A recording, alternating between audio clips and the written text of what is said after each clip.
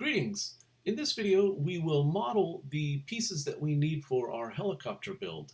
We already have two. We have our 2x2 standard brick and we have our 2x2 angled brick.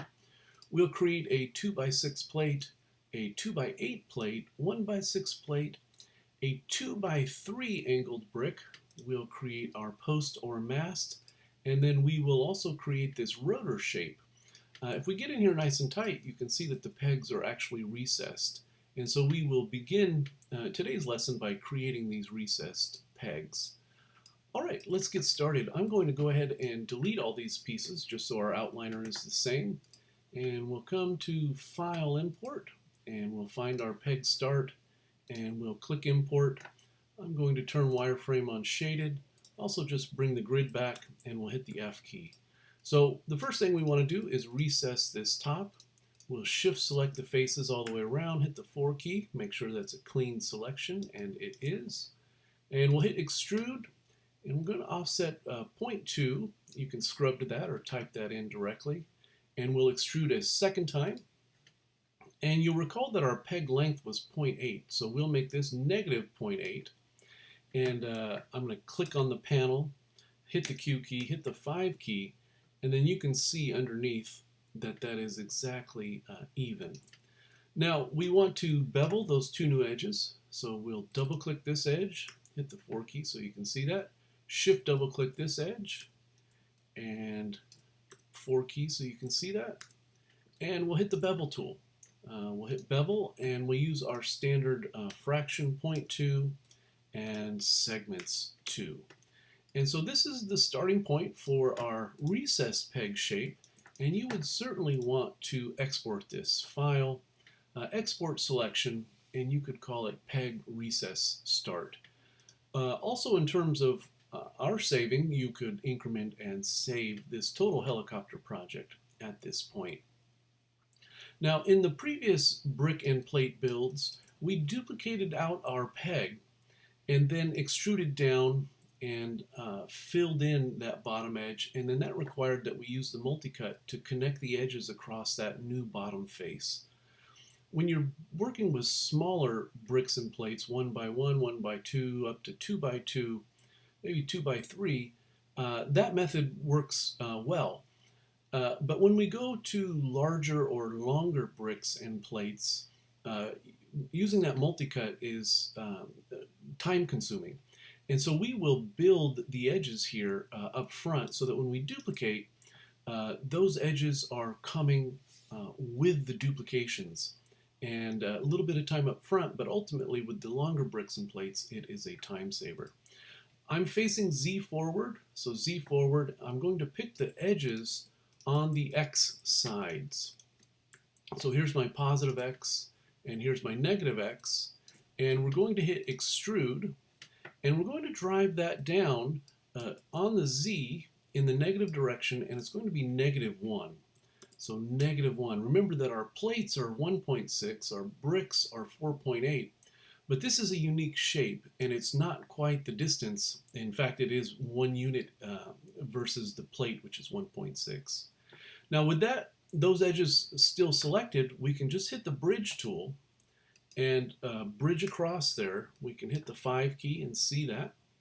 I'm going to click on the panel, hit the Q key, right click object mode, just so we can take a look there. So we extruded down 1 unit and then we bridged across, and then we'll use our multi-cut to give ourselves this edge here, and then when we duplicate, all of that edge flow will already exist. We won't have to use the multi-cut to input it.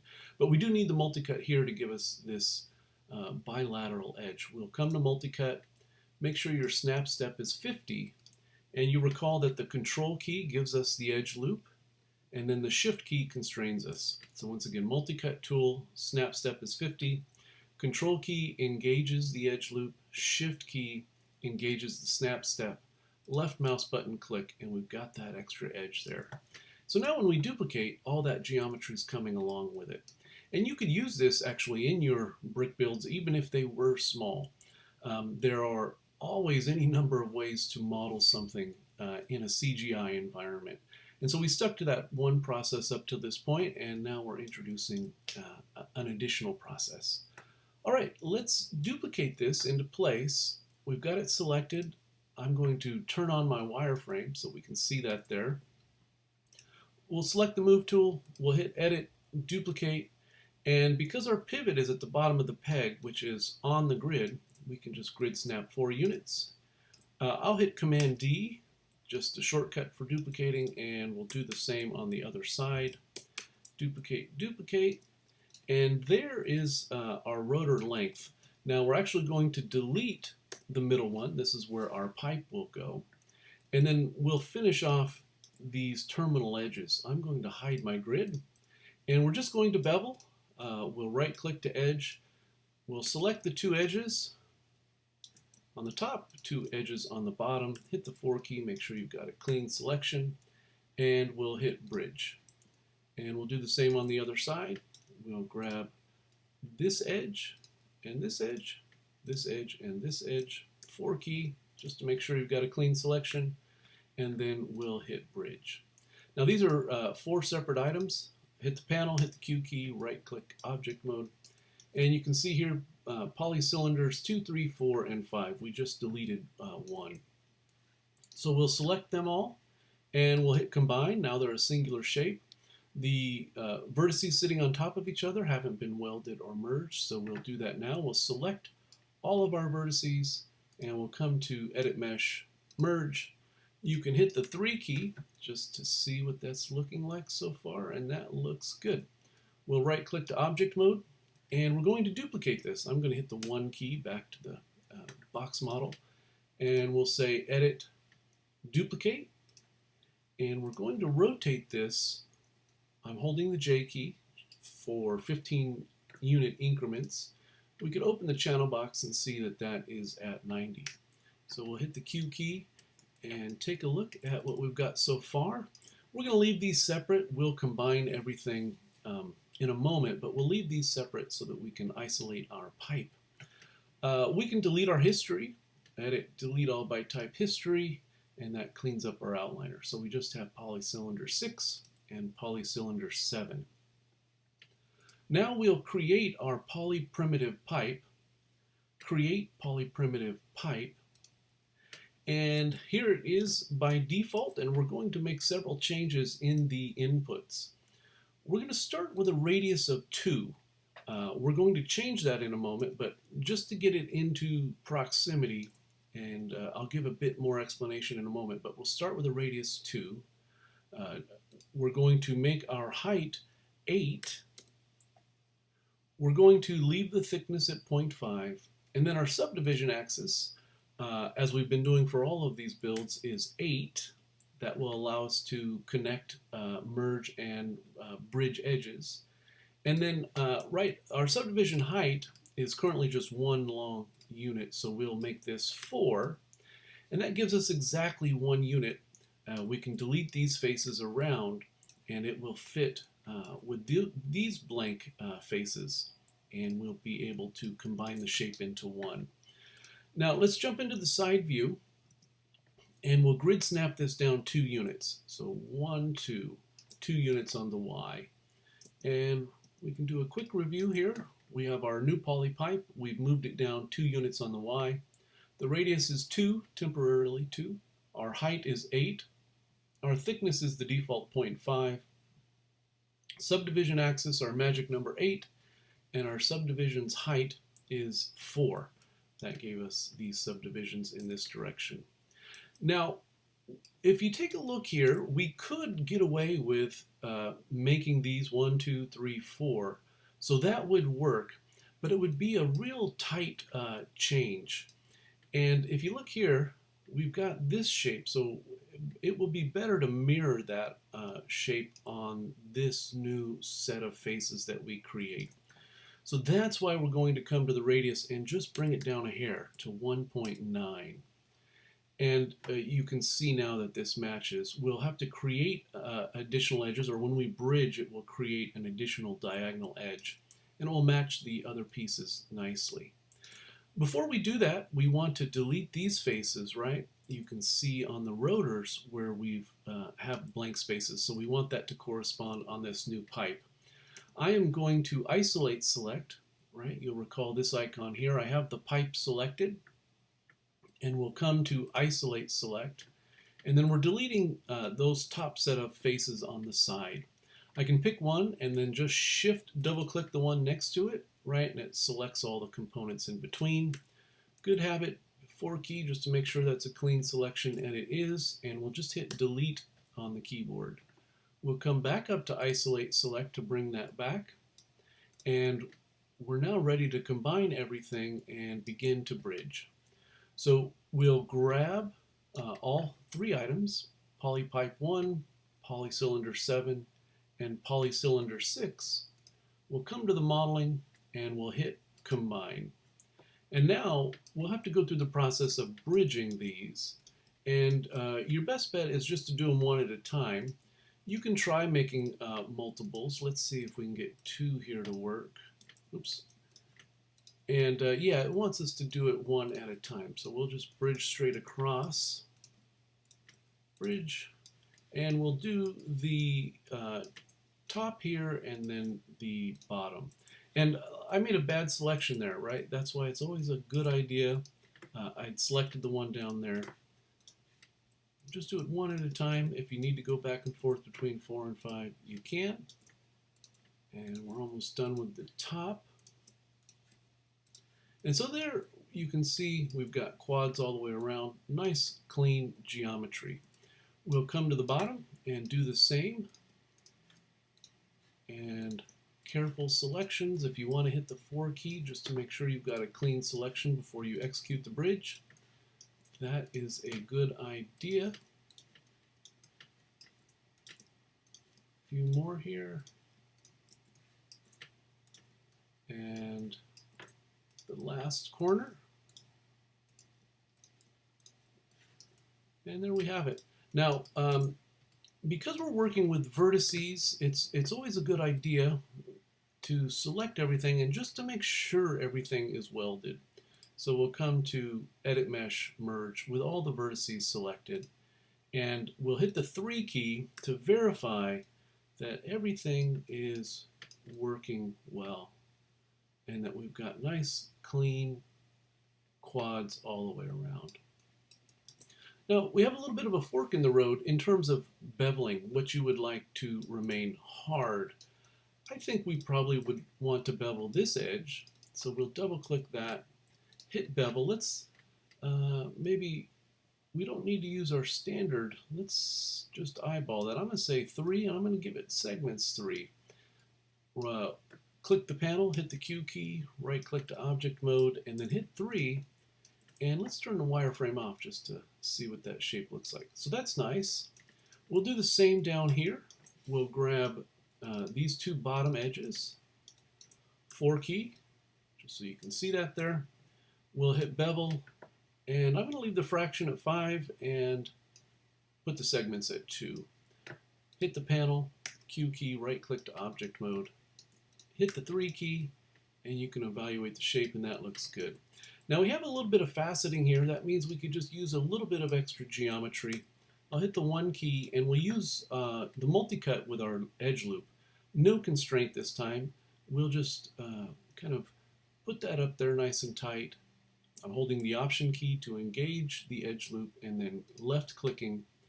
And immediately we'll hit the panel, hit the Q key, and then hit the 3 key, and we'll click off in object mode. And that looks good. Now, if you look at the reference that we're building from, it is rounded out here, but it's tight here. And it's also hard edge along the top. So this is a little bit of a unique selection, but we'll follow along. We'll double click, and we'll have to double click all the way around. So we've got that, double click, double click, double click, shift double click, shift double click. Right, we're holding down the shift key and just double clicking around. So we've got the entire top, right? That entire top kind of plus sign. And then we'll do the bottom, double click, double click, double click, double click, and holding the shift key, of course. And you want to go back and forth between the 4 key every once in a while, or after each double click you could, just to verify. So now we have kind of two plus shapes all the way around. And then this is the interesting thing. In that reference for this rotor shape, this interior is hard, this interior edge. So we're going to select that, and we're not going to select these outer edges because there's a slight roundness to it if you look at that reference. So I've got the top plus, the bottom plus, and then these four interior corners. And we'll come in, we'll hit bevel. And we'll use our standard 0.2 and our segments 2. Hit the panel, hit the Q key, right click to object mode, and we'll hit the 3 key, and there is our rotor shape. Alright, in the next section of the video we will create the mast or post that this sits in. Be right back. Okay, welcome back. If you haven't deleted your history, you can do that now. Delete all by type history, and we'll select our rotor. We'll come into the channel box, click on our new layer icon, and then we'll click on the V to hide that away while we work on our additional parts. I'm going to bring my grid back, and then we'll import our peg start. The post or mast that rotor is sitting on is larger than our standard peg, and it is about a 1.3. So we'll type in 1.3 for the X, Y, and Z, and that's about the size of the post. We'll jump into the top view, and we'll make this the size of our standard 2x2. As you'll recall, that's it is 4 units. We'll use our move tool. We'll make sure we're seeing red and blue, and we'll grid snap on the grid rather than dragging. And if you want to go around this way just to make sure you're getting the right proportions, you can do that.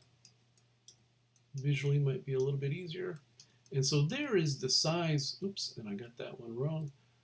There is the size of our 2x2 brick or plate. This will be like a 2x2 plate with this larger post in the middle.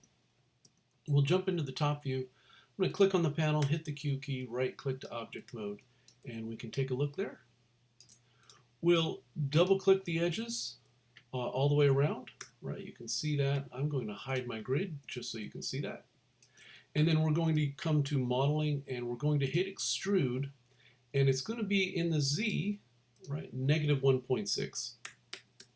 So this is the standard size of a plate. We'll click on the panel, and we'll come back around to the bottom, and with that edge currently selected, we can just come right up to Mesh Fill Hole, and we'll hit the 5 key. I clicked on the panel, Q key, 5 key, and then we'll use our multi-cut. And as I mentioned, when these are smaller, this technique is fine, using the multi-cut to connect the edges on the bottom. Although for our longer 2x8, 1x6 that we'll be creating in this lesson, we'll use that slightly different technique, which will save us from having to make multiple multi-cuts along this bottom face. Now we do want this to be able to sit on a standard plate or brick, so we will select those bottom, hit the 4 key, make sure you've got a clean selection. We'll hit extrude. You recall that the offset is 0.8, and then we'll extrude a second time, and our local translate Z is negative 0.8. It is negative 4 on the standard brick, but it's negative 0.8 on a plate size. So there is our post or mast, and we're going to increase the size here. And I actually don't recall. So let's bring back our rotor, and we'll put these into place. We'll jump into the side view, and we'll grid snap this down, and so you can see that that sits in there nicely. And we'll just move these vertices up to fit. So we'll right click to vertex, and we'll draw a bounding box on these tops, and then we can grid snap it. We can click on the arrow, so we can also just grid snap our vertices, and then with the X key middle mouse button we can click there. So we weren't necessarily sure, I had forgotten, so that looks like 3 units. But we can't make the vertices move 3 units. We use the grid snap to make that fit. And we can look, and that looks good. Now I'm going to hide that away, and we need to bevel these edges. Also, if you look at the references, we actually have a little bit thicker on the top and on the bottom. This is recessed in a little bit. So why don't we do that here? We'll grab those faces. You want to hit the 4 key just to make sure you've got a good selection. And then we'll use the modeling toolkit and we'll hit extrude. And we'll drive that offset, let's say down to 0.4. And then we'll extrude a second time and we'll drive it in on the Z, let's say negative 0.2. Click the panel, hit the Q key, right click to object mode, and then we'll hit the 3 key to see what that looks like. And of course, if you wanted to make that tighter, you could bevel. I'm going to make it just a little bit tighter, and I'm going to just put a multi-cut just right in there. I'll just click it, holding the control key. I didn't use the snap step, and I'll do the same thing there. Click the panel, hit the Q key, right click to object mode, and that is probably closer to the shape that we were looking at. Now we can see the sides need to be beveled, so we'll double click that. We'll just come around, grab our 4 corners. This is familiar to you, so I'll just breeze through it. We've got our 4 corners, and we'll double click that bottom square, our interior corners,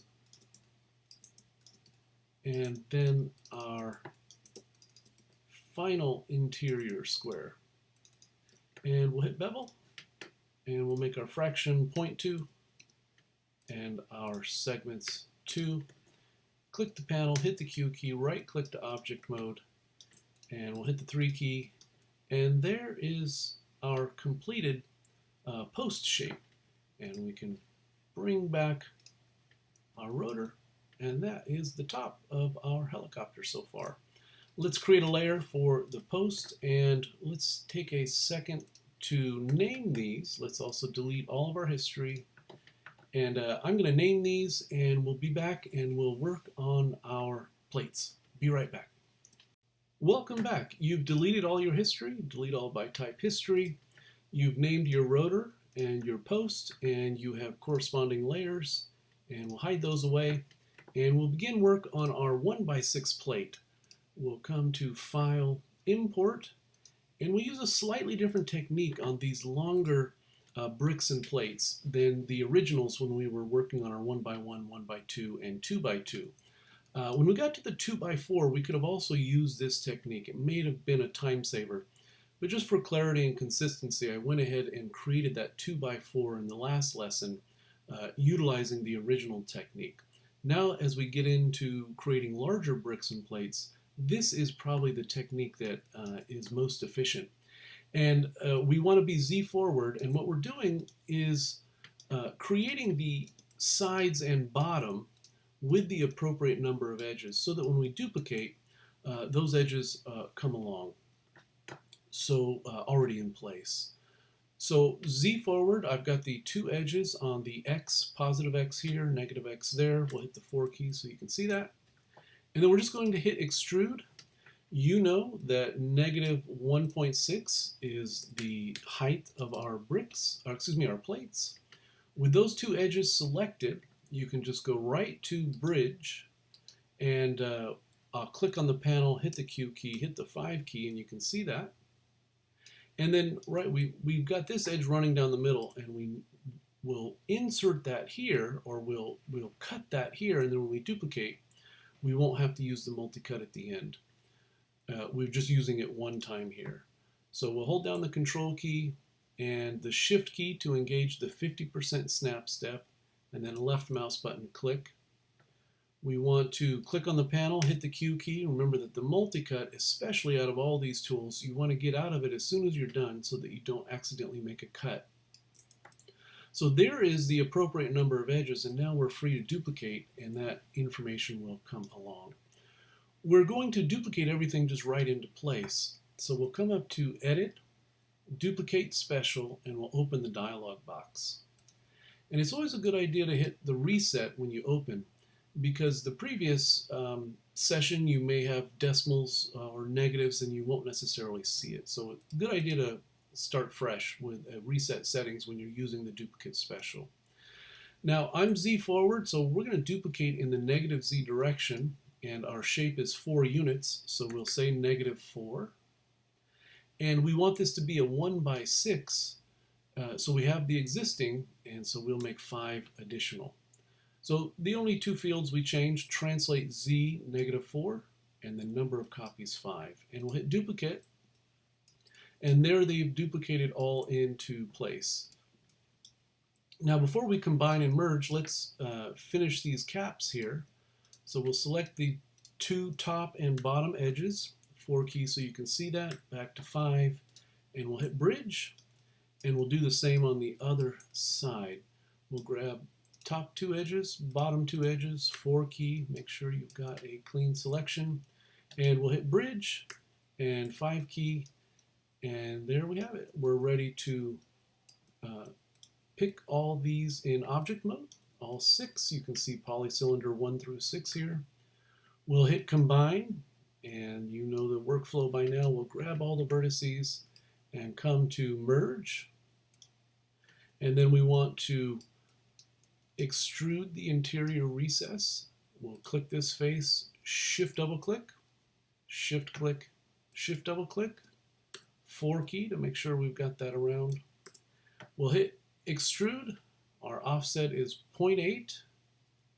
We extrude a second time, and our local Z is -0.8. We'll click on the panel, hit the Q key, right click to object mode, and there is our 1/6 unbeveled. And so we'll go through the process of beveling. We've got that edge running all the way around, 4 keys, so I've got the top rectangle all the way around.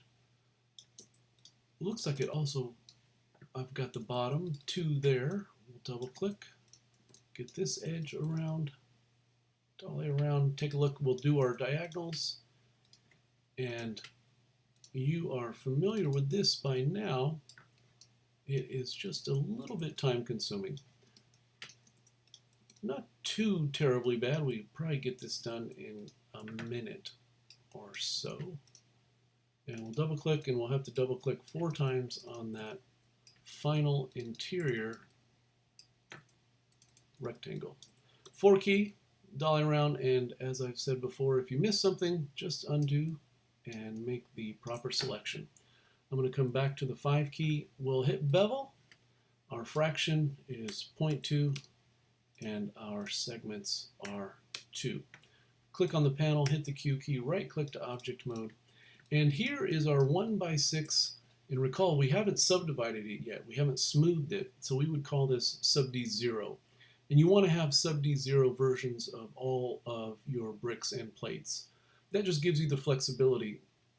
We can open this, and if we want to use it in sub D0, we can, and then if we want to just smooth it for a variety of purposes, we have that flexibility. So saving this here.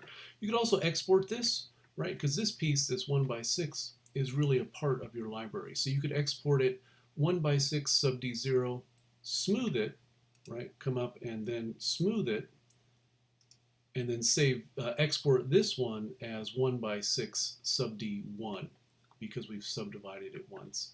I'm going to go ahead and continue to work in sub D0, that is unsmooth. So I undid that, and we've got a bunch of history here, so we'll come to edit, delete all by type history, and we'll manually delete those, and we'll call this, this is plate 1/6. All right, and we'll put it on a layer, and we can call that plate 1/6, and we want to say layer. All right, and we can hide that away, and in the next section we will build our 2x8 and 2x6, and in those versions we'll create one, and we'll be able to create any length that we want. So we'll create our 2x8, and from that we'll make our 2x6. All right, be right back.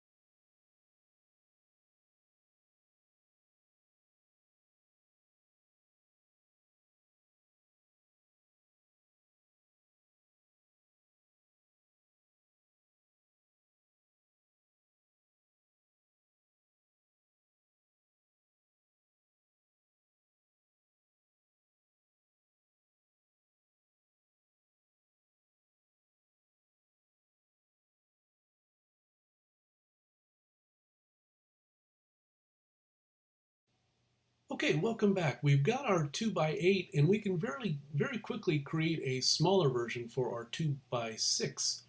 Before we put it on a layer, let's make a duplicate. So I'm going to come to Edit, Duplicate, and it calls it 2.9 or 2x9. It's labeling it. Let's just go ahead and label it 2x6. We'll slide this over and just temporarily. We'll select this and create our new layer, and then we can hide it away. We made the duplicate first before we made the layer, just so that that duplicate wasn't on it. If you ever have an object that you want to take off a layer, you can right click with that object selected and say remove selected objects. But we just made a layer after the duplication, so this 2x8 is on currently layer 1, and we'll label that in a moment. So let's grab our new duplicate, our plate that we've labeled 2x6, and we will make it a 2x6 relatively quickly. You can make a larger brick and at the sub D0 make it smaller, or make a smaller version.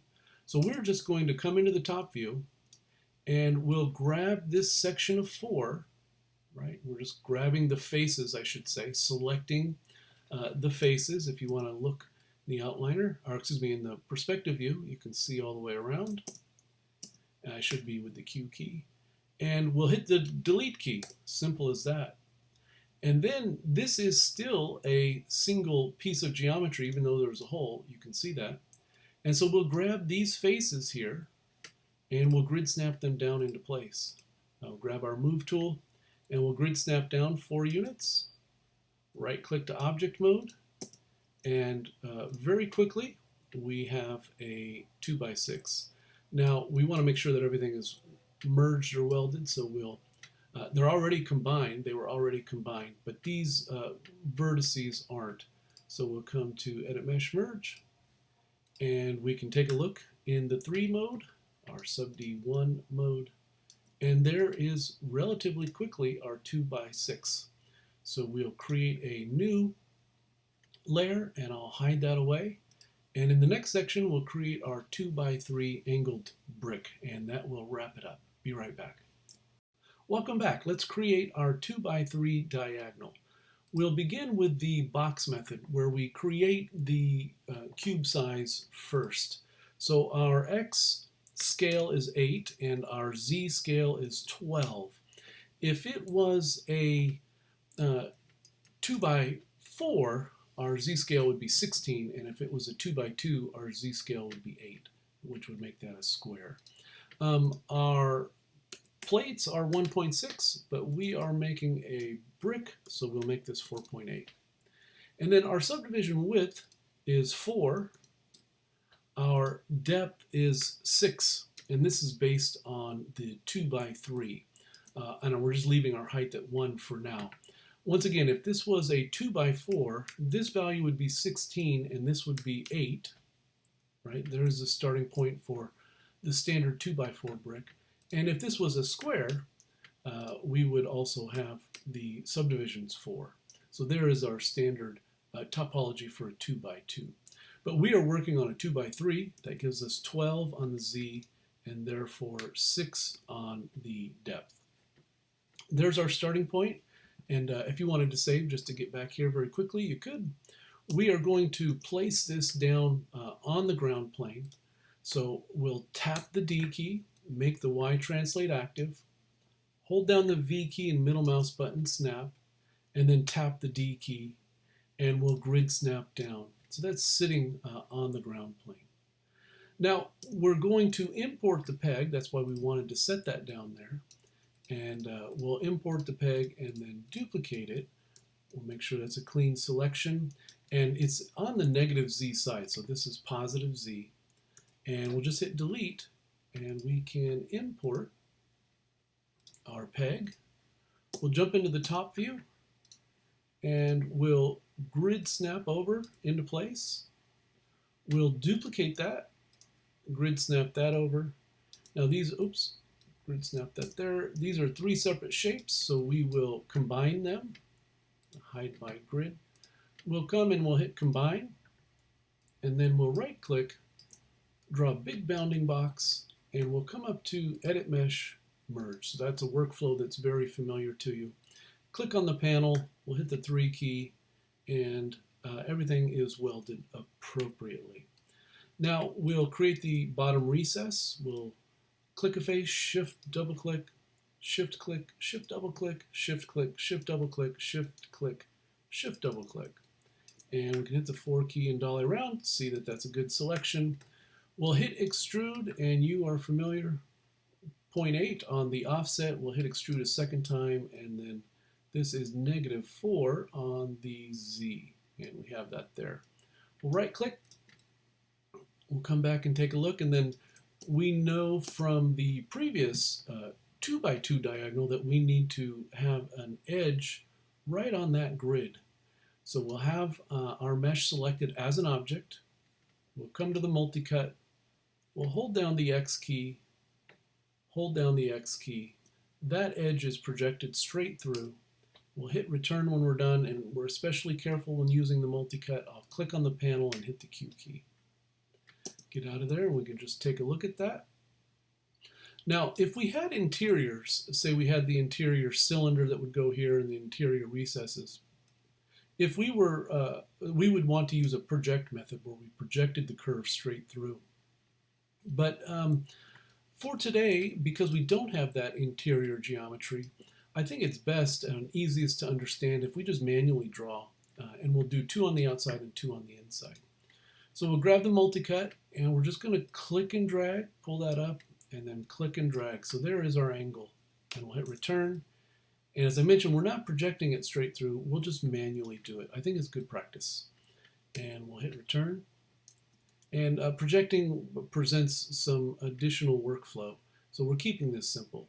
We'll do the same thing here. We're going to click drag up, and simple enough to see, click drag forward, and likewise we'll click drag up and click drag forward.